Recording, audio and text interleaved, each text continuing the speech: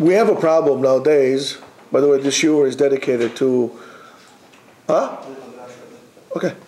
This shiur is dedicated to the refuah shlema of Leah bat Rachel, and she should have a easy birth and a speedy recovery to her and to her baby that is going to be born Be'ezrat Hashem quickly. Apropos Leah bat Rachel, we talk about a husband. He always tells us, Yonatan, to remind everybody if you have questions, it is rabbigaon@gmail.com. We'd like to hear your feedback, questions, etc. And if you would like to help us with donation, it is always welcomed and greatly appreciated. And that you can find at the PayPal account on our website, which is Yeshiva, Etzion, Etzion.com.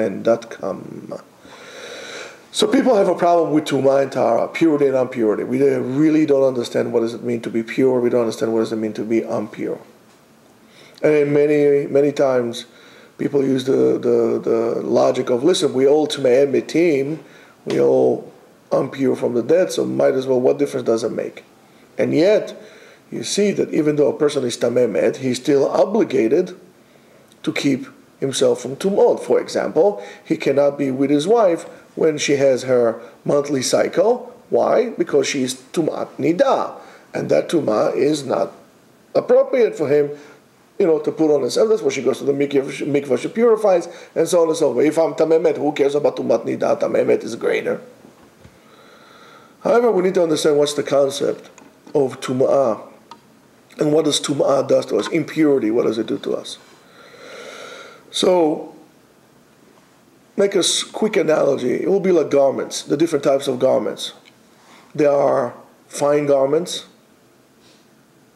that are made of fine material, silk, Under Armour, those it becomes like your second skin. These are, let's say, call it light tumot. And then when you have the heavy duty tumah, it will be like a fireman's outfit. The ones that they wear when they go to rescue people into the fire, made of asbestos and what other materials it's made of. That is very restricting. So you could say, okay, what's the big deal? This is heavy, so I can put on other clothing on me. But imagine you're putting silk underpants, and you wear your jeans, and then you wear your sweatshirt, and you wear an undershirt, of course, and you wear a button-down shirt and a flannel and another sweater with a hoodie, and then you put your winter parka on, and then you put your fireman thing. You can't really move. You are completely restricted.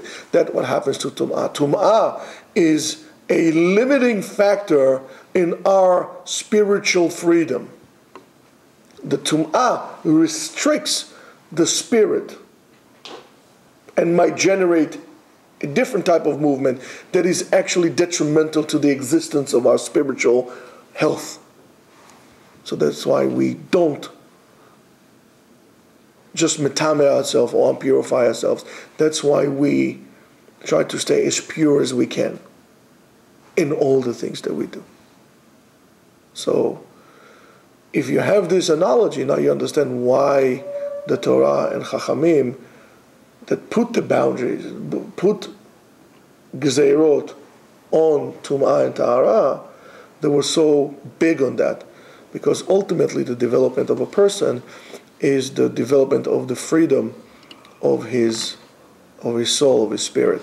And Tum'ah would restrict it. So therefore Tum'ah will be like an overwhelming amount of garments on you. It will be the difference between, let's say, walking with a bathing suit to walking with a spacesuit or something with so many different clothes on you. Even if I just put like 5 layers of sweaters on you, you'll feel quite restricted and immobile. That's Tum'ah. So hopefully we answer that, and have a great day. And a pure one.